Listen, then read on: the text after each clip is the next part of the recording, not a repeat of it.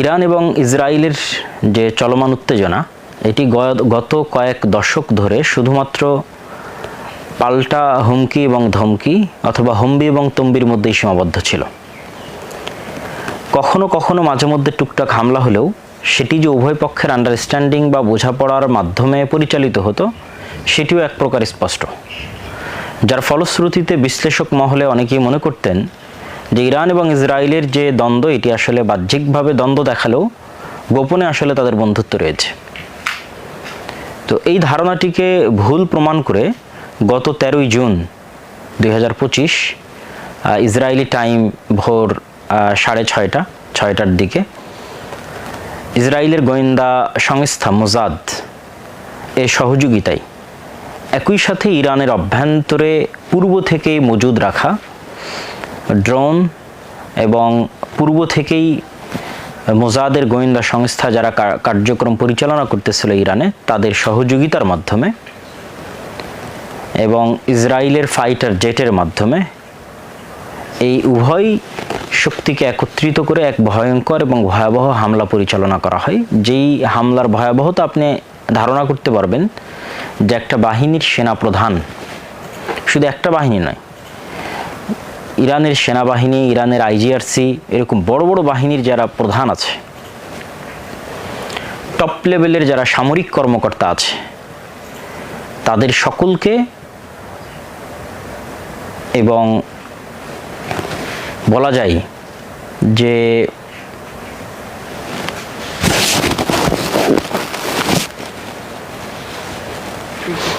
তাদের সকলকে দুনিয়া থেকে বিদায় করে দেওয়া হয়েছে। সম্মানিত উপস্থিতি, আশা করি আপনারা আমাদের কথা শুনতে পাচ্ছেন। যদি শুনতে পান তাহলে অবশ্যই একটু কমেন্ট করবেন।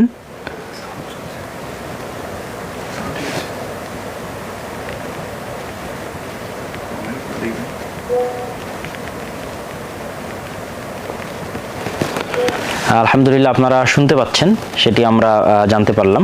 জি, তো এই হামলার পাল্টা উত্তরে প্রথম দিকে অবশ্যই কোনো না কোনো মাধ্যমে ইরানের যে ডিফেন্স সিস্টেম ছিল, এয়ার ডিফেন্স সিস্টেম, সেটিকে অবশ্যই অকেজ করা হয়েছিল এবং যার ফলশ্রুতিতে এতটি সফল হামলা তারা পরিচালনা করতে সক্ষম হয়েছে। পরবর্তীতে ইরানও তার পাল্টা হামলা করা শুরু করে।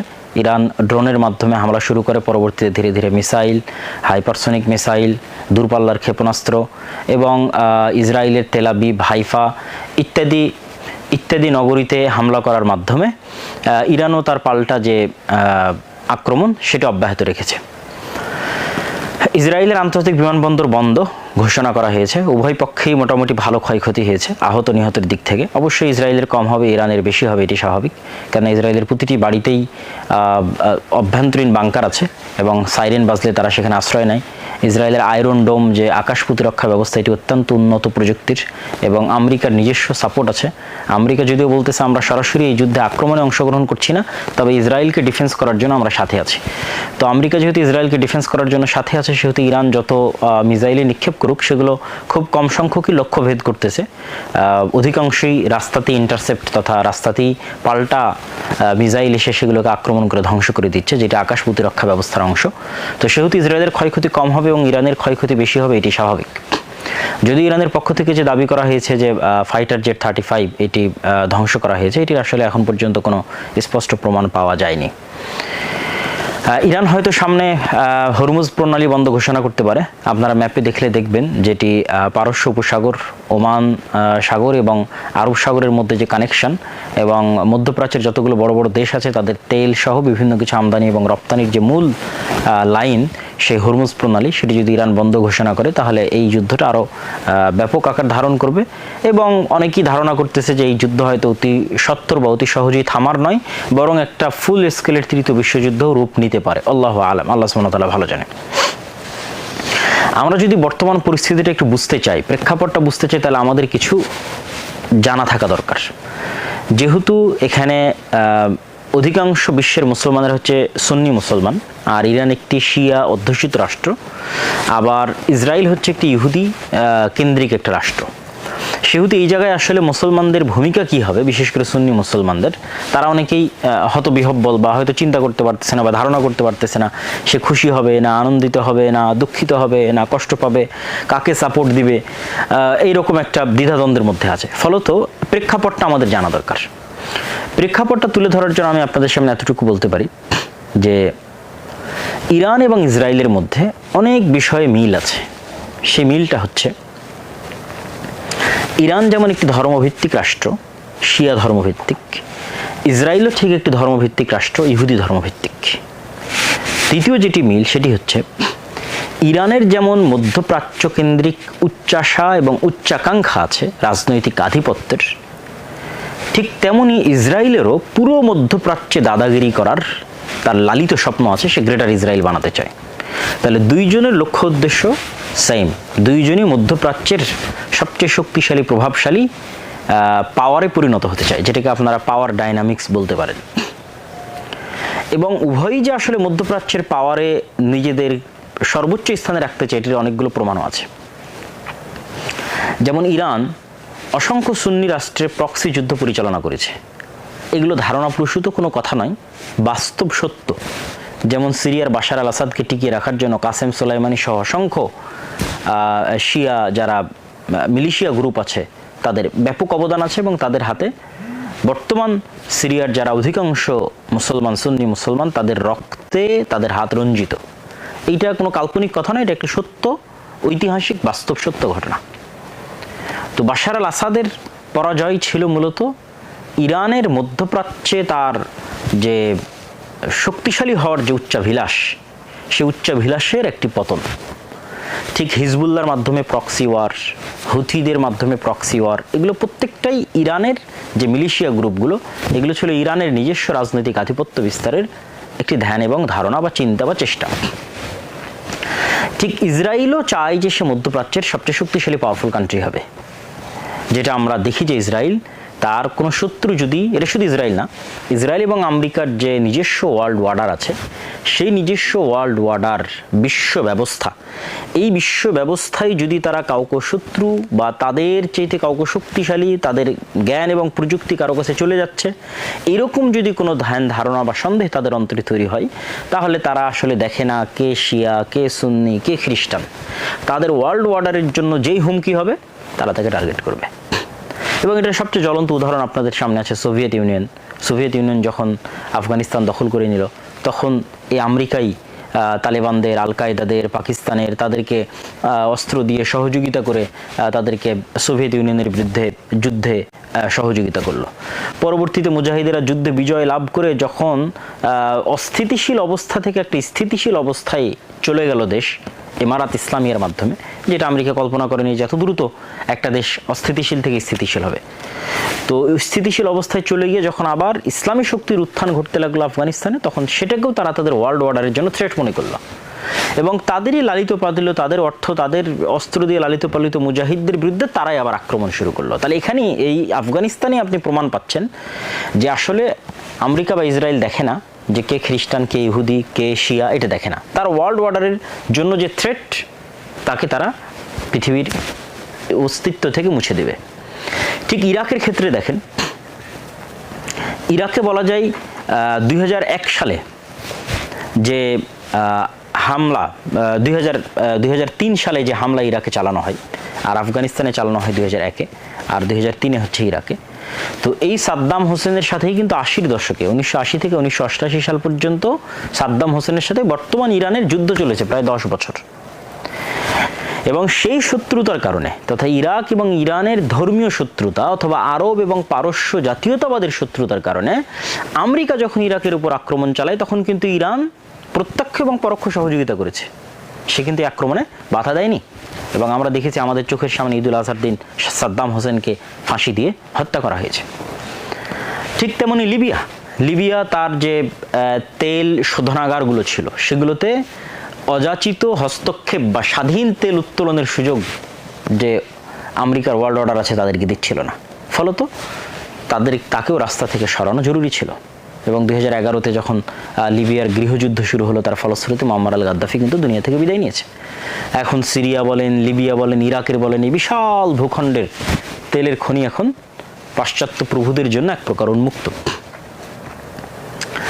এবং ইউরোপের যে রাশিয়ার উপর যে নির্ভরশীলতা সেটি কমানোর জন্য রাশিয়া এবং ইউক্রেন যুদ্ধটাও কিন্তু প্রমাণ করে যে আসলে কে কোন ধর্মের সেটি বিষয় নয়, আমার আধিপত্যের জন্য যে শত্রু আমি তার সাথে শত্রুতা করব। এই কারণে রাশিয়াকে ইউক্রেন যুদ্ধে ব্যস্ত রাখা আছে, যেন সেখানেই রাশিয়া তার শক্তিকে ক্ষয় করে ফেলে, তার শক্তিকে শেষ করে ফেলে। এবং রাশিয়া অলরেডি তার শক্তি কিন্তু ইউক্রেন যুদ্ধের পিছনে ক্ষয় হয়ে যাচ্ছে।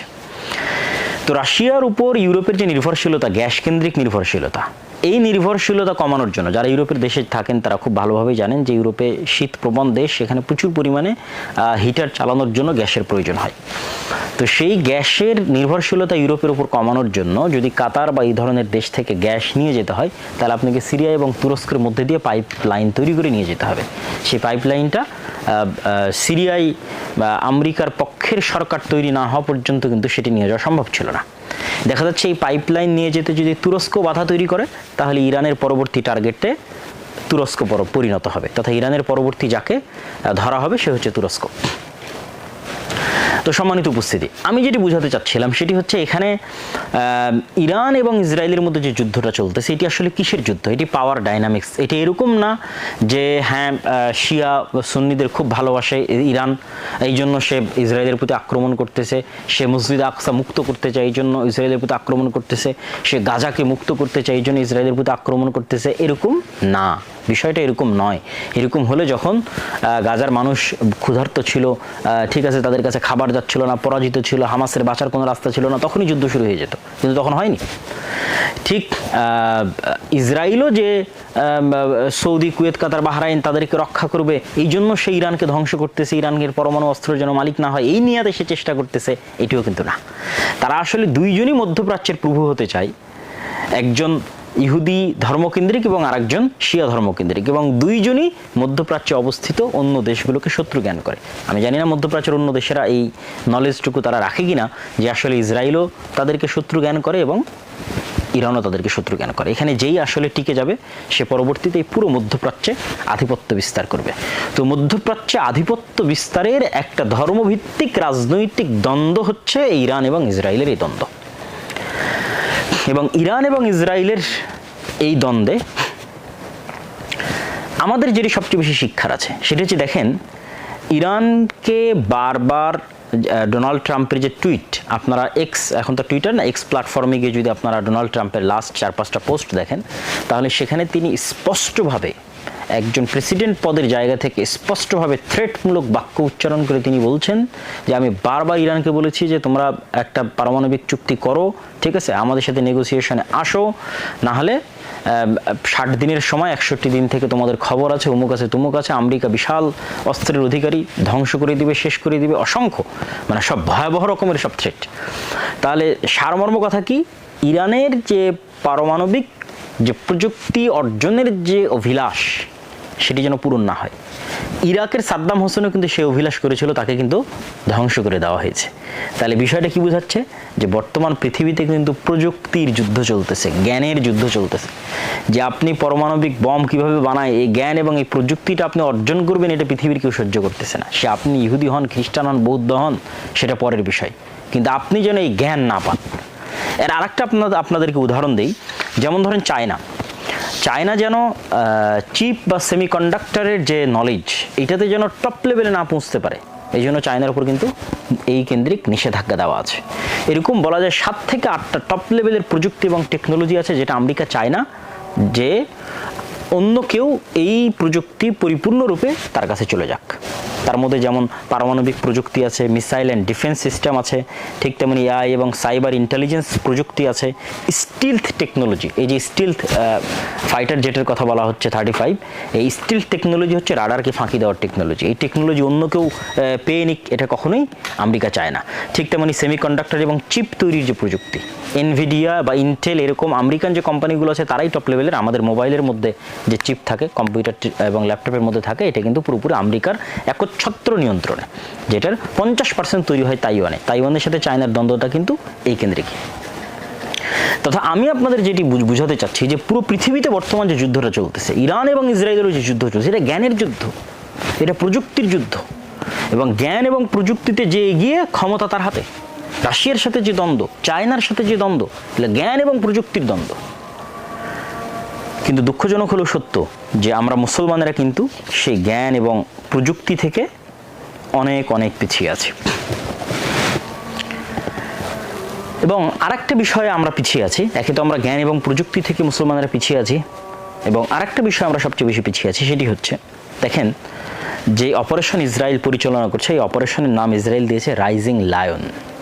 এবং এই অপারেশনের নাম যখন সে দেয় তখন সে তাদের যে তাওরাহ বা ওল্ড টেস্টামেন্ট যেটাকে আমরা বলি, হিব্রু ভাষায় লেখা, সেটার বুক অফ নাম্বারসের একটা শ্লোক, সেই শ্লোক থেকে সেই নামটা নিয়েছে। যে শ্লোকের বাংলা অনুবাদ হচ্ছে, দেখো এই জাতি একটি মহান সিংহের মতো উঠে দাঁড়াবে এবং যে তরুণ সিংহের মতো নিজেকে উদ্দীপ্ত করবে, সে শিকার না খাওয়া পর্যন্ত বিশ্রাম নেবে না এবং নিহতদের রক্ত না পান করা পর্যন্ত থামবে না। এবং এই নামকরণ করার পর সেই নামটা চিঠিতে চিরকুটে লিখে তারা যে লিখিত চিঠি আল্লাহর কাছে পাঠায়, সৃষ্টিকর্তার কাছে পাঠায়, সেটা মসজিদ আল আকসার যে ওয়েস্টার্ন ওয়াল আছে, সেই ওয়েস্টার্ন ওয়ালকে তারা সবচেয়ে পবিত্র মনে করে। সেই ওয়েস্টার্ন ওয়ালে এই লিখিত চিরকুট লিখে বেঞ্জামিন নেতানিয়াহু চিরকুট নিক্ষেপ করে ফেলে সেই ছবিটা সে সংবাদ মাধ্যমে প্রকাশ করেছে এবং তারপরে সেই অভিযান শুরু করেছে। তাহলে তাদের অভিযানের সাথে তাদের ধর্ম এবং ধর্মগ্রন্থের কি গভীর সম্পর্ক আছে সেটি কিন্তু আমরা চিন্তা তো আনি না। ঠিক গাজার বিরুদ্ধে যে অভিযানটা তারা পরিচালনা করেছিল, গাজার বিরুদ্ধে এই অভিযানও তারা যে নাম রেখেছিল গাজার বিরুদ্ধে অভিযান পরিচালনায় আমালেক, সেটিও 2023 সালের 28 অক্টোবর এক বিবৃতিতে নেতানিয়াহু বাইবেলের বুক অফ ডিউটেরনমি সেখান থেকে উদ্ধৃত করে আমালেক, যেটা আমরা ওই যে আমালেকা গোত্রের বিরুদ্ধে মুসা আলাইহিস সালাতু ওয়াস সালাম বা ইউশা বিন নুনের যে যুদ্ধের বর্ণনা আল্লাহ সুবহানাহু ওয়া তাআলা কোরআনে উল্লেখ করেছেন, সেই যুদ্ধের স্মৃতিচারণে তারা কল্পনা করতেছে যে হামাস বা গাজাকে তারা সম্পূর্ণরূপে নির্মূল করে দিবে, ঠিক যেভাবে আমালেকাদের ওই সময় ইউশা বিন নুন এবং মুসা আলাইহিস সালাতু ওয়াস সালাম বনু ইসরাইল যেভাবে নির্মূল করেছিল। তাহলে এবং তাদের যতগুলো অস্ত্র আছে, টেকনোলজি আছে, সবগুলোর নামকরণেও তারা ধর্মীয় নাম সবসময় ব্যবহার করে। যেমন তাদের একটা অস্ত্রের নাম হচ্ছে ডেভিড স্লিং, ডেভিড মানে দাউদ আলাইহিস সালাতু ওয়াস সালাম। আপনারা এই বিষয়ে আরও স্টাডি করে দেখতে পারেন এবং আমি আমার বহু বক্তব্যে তুলে ধরেছি যে ইহুদিরা তাদের ধর্মের প্রতি কী পরিমাণ কট্টর বিশ্বাসী। এখান থেকে আমাদের যেটা শিক্ষণীয় সেটি আমি আমার বহু বক্তব্যে বলেছি যে যেখানে ইহুদিরা তাদের নিজের দিনের উপর কঠোরভাবে বিশ্বাসী হয়ে তারা তাদের সকল কিছু পরিচালনা করতেছে এবং পৃথিবীর কারো কেয়ার বা পরোয়া করতেছে না, তার দিনের উপর বিশ্বাসী থাকার ক্ষেত্রে এবং তার দিনকে রক্ষা করার ক্ষেত্রে, তার দেশকে রক্ষা করার ক্ষেত্রে কাউকে পরোয়া করতেছে না। ঠিক আমাদের পার্শ্ববর্তী দেশ ভারতের যারা হিন্দু আছে তারাও তাদের দিনের উপর কট্টর বিশ্বাসী, যে সেই কট্টর বিশ্বাস থেকে তারা কাউকে ছাড় দিচ্ছে না। কিন্তু আমরা মুসলমানেরা পরস্পরে প্রতিযোগিতা করতেছি যে কে কত বড় সেকুলার আর কে কত বড় অসাম্প্রদায়িক সেটি তুলে ধরার জন্য। এই সমস্ত অসাম্প্রদায়িকতা আর সেকুলারদের পৃথিবীতে কারো কাছে দাম নাই, তারা শুধু গোলাম এবং দালাল হিসেবে পৃথিবীতে বসবাস করতে পারে। আর গোলাম এবং দালালের বাইরে যদি মেরুদণ্ড সোজা করে শক্ত করে দাঁড়াতে হয় তাহলে নিজ দিনের উপর পূর্ণ আত্মবিশ্বাস, পূর্ণ আস্থা এবং পূর্ণ কনফিডেন্স, কোনো প্রকার হীনম্মন্যতা ছাড়া যদি আপনি সামনের দিকে আগাতে পারেন তবেই পৃথিবী আপনাকে দাম দিবে, পৃথিবী আপনাকে গণনার মধ্যে কাউন্ট করবে। এবং ইরানের উপর যে হামলা চলছে সেটা প্রমাণ করে যে ইরানকে তারা গণনার মধ্যে কাউন্ট করতেছে। ইরানকে কেন গণনার মধ্যে কাউন্ট করতেছে? ইরানের নিজস্ব ওয়ার্ল্ড অর্ডার আছে, ইরানের নিজস্ব থিওরি আছে, যদিও সেটা শিয়া ধর্মীয় রাজনীতি কেন্দ্রিক, যেটাও মধ্যপ্রাচ্যের সুন্নি রাষ্ট্রগুলোর জন্য থ্রেট, কিন্তু তারপরেও সে তার নিজস্ব আদর্শে অটল এবং অটুট। এই কারণে তাকে গণনার মধ্যে, ধর্তব্যের মধ্যে আনতে হচ্ছে ইসরায়েলকে।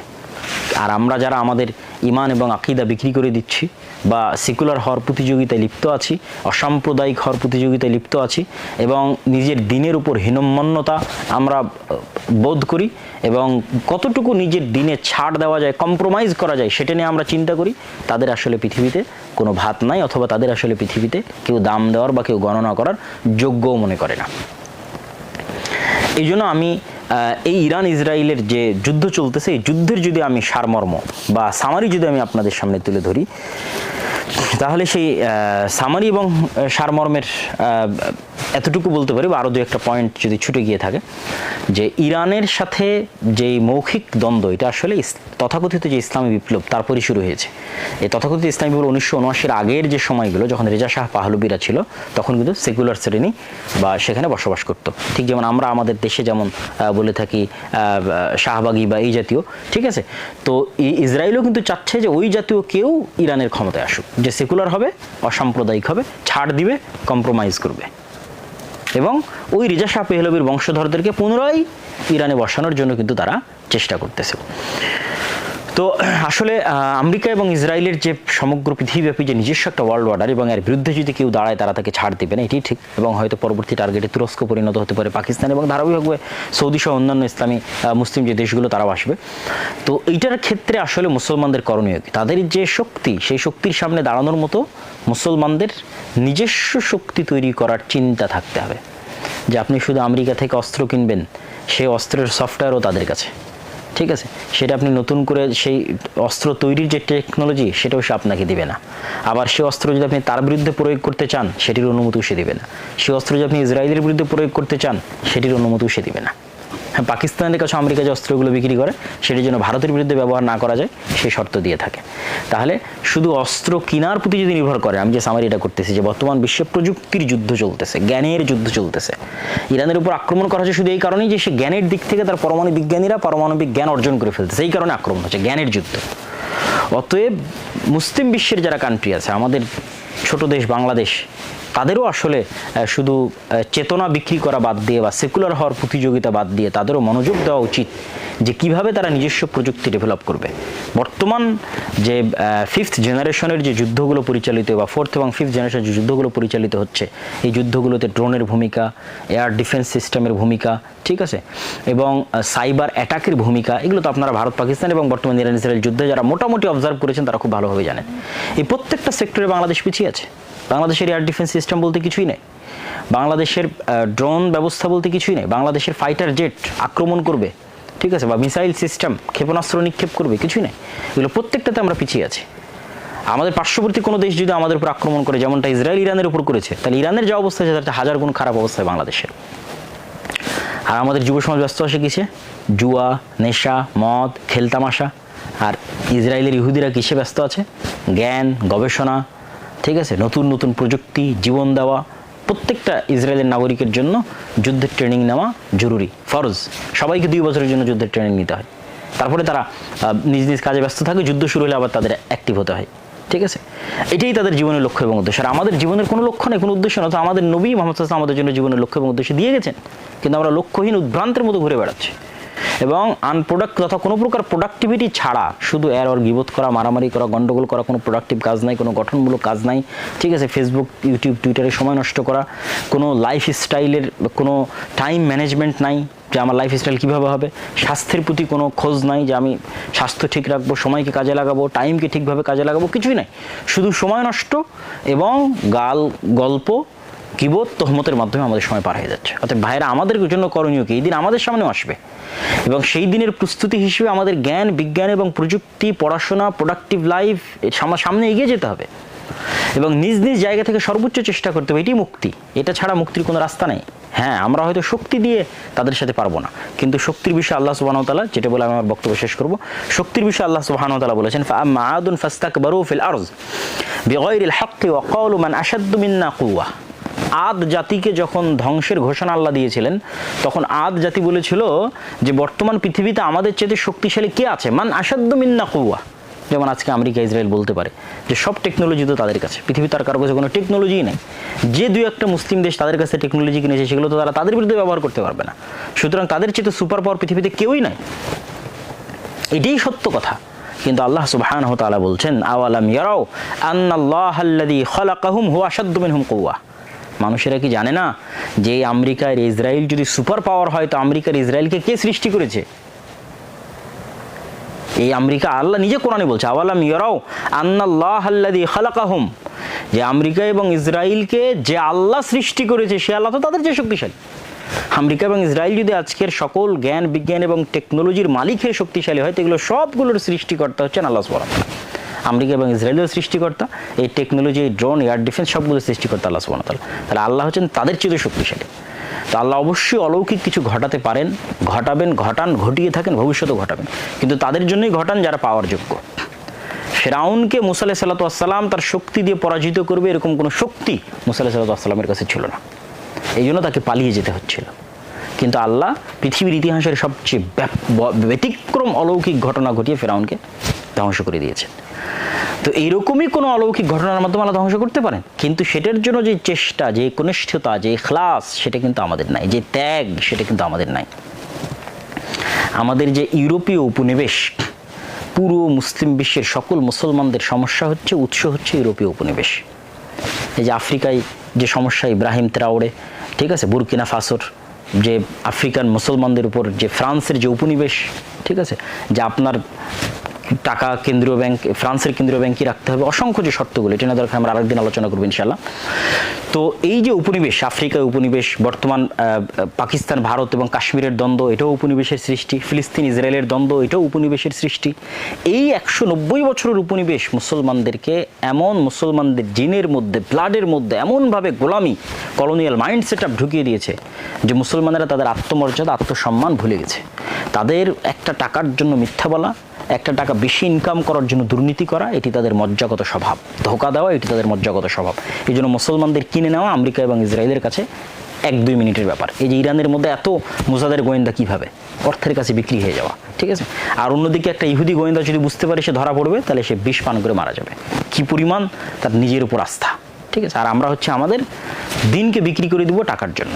এই টাকার জন্য বিক্রি করে দেবো, এই মেন্টালিটি আমাদের মধ্যে তৈরি হয়েছে কিভাবে? 190 বছরের গোলামির মাধ্যমে তৈরি হয়েছে। এই জন্য আল্লামা ইকবাল বলেছেন, সাবাক ফিরসে পার সাদাকাত কা, সুজাআত কা, আদালত কা, লিয়া জায়েগা তুঝসে কাম দুনিয়া কি ইমামত কা। যে মুসলমানেরা তোমরা সত্য বলা শিখো, ন্যায়পরায়ণ, আমানতদার হওয়া শিখো, আত্মমর্যাদা সম্পন্ন, আত্মবিশ্বাসী হওয়া শিখো, নিজের দিনের উপর কট্টর আস্থা এবং বিশ্বাস নিয়ে আসা, হীনম্মন্য না হওয়া, সেকুলারিজম, ডেমোক্রাসির মতো যে ওয়ার্ল্ড অর্ডার যেগুলো আছে, কেন্দ্রীয় বিশ্বায়নের, গ্লোবালাইজেশনের, এগুলোকে ছুঁড়ে ফেলে দেওয়া, আস্থা করে নিক্ষেপ করা এবং নিজের দিনের উপর অগাধ আস্থা এবং বিশ্বাস নিয়ে সামনের দিকে এগিয়ে যাওয়া এবং চেষ্টা করা এবং ত্যাগের মন মানসিকতা রাখা। যখন আপনি আপনার সর্বোচ্চ চেষ্টা এবং সর্বোচ্চ ত্যাগ করবেন ইখলাসের সাথে, তখন আল্লাহর সাহায্য অবশ্যই আসবে। তো সম্মানিত উপস্থিতি, আমরা যদি আমাদের পুরো আলোচনার সামারি করি, তাহলে আমরা এটি বলতে চাই যে ইরান এবং ইসরায়েলের যে যুদ্ধ, এটা পাওয়ার ডাইনামিক্স। এটা কি বলে ওর নাম, ইরান জেরুজালেমের খুব ভালো চাই, গাজার খুব ভালো চাই, এই জন্য হামলা করতেছে, অথবা ইসরায়েল সৌদি, কুয়েত, কাতার, বাহরাইনকে রক্ষা করবে ইরান থেকে, এরকম কিছু না। তাদের উভয়েরই লক্ষ্য তারা মধ্যপ্রাচ্যে তাদের শাসনকে প্রতিষ্ঠিত করবে। এই জন্য একজন আরেকজনকে সহ্য করতে পারতেছে না, কেন উভয়ই জ্ঞান বিজ্ঞান থেকে একজন আরেকজনের কাছাকাছি চলে আসছে। সেই জন্য তাদের মধ্যে এই ফাইটটা লাজেম, জরুরি ছিল, এটা হওয়ারই ছিল, এটা সংঘটিত হয়ে গেছে। কিন্তু এখান থেকে আমাদের জন্য যে শিক্ষাগুলো নেওয়ার আছে, মুসলিম উম্মার জন্য যে শিক্ষাগুলো নেওয়ার আছে, সেই শিক্ষাগুলো তাদেরকে নিতে হবে এবং সেভাবেই সামনের পথ আমাদেরকে বাছাই করার চেষ্টা করতে হবে। আল্লাহ সুবহানাহু ওয়া তাআলা আমাদের তৌফিক দান করুক, আল্লাহুম্মা আমিন। আশা করি আবার আপনাদের সাথে দেখা হবে ইনশাআল্লাহ সমসাময়িক বিষয় নিয়ে। আসসালামু আলাইকুম ওয়া রাহমাতুল্লাহি ওয়া বারাকাতুহু। আর হ্যাঁ, একটা কথা বলতে ভুলে গেলাম, সেটি হচ্ছে আমাদের মাসিক আল ইতিসামে আপনারা নিয়মিত এরকম সমসাময়িক বিষয়, আমাদের লেখনী, সম্পাদকীয় সব কিছু পান এবং পেয়ে থাকেন। অতএব মাসিক আল ইতিসাম নিয়মিত পড়ার চেষ্টা করুন, ওয়েবসাইট থেকে হোক অথবা গ্রাহক হওয়ার মাধ্যমে হোক, এজেন্ট হওয়ার মাধ্যমে হোক। এটি আপনাদের কাছে উদাত্ত আহ্বান থাকলো। আসসালামু আলাইকুম ওয়া রাহমাতুল্লাহি ওয়া বারাকাতুহু।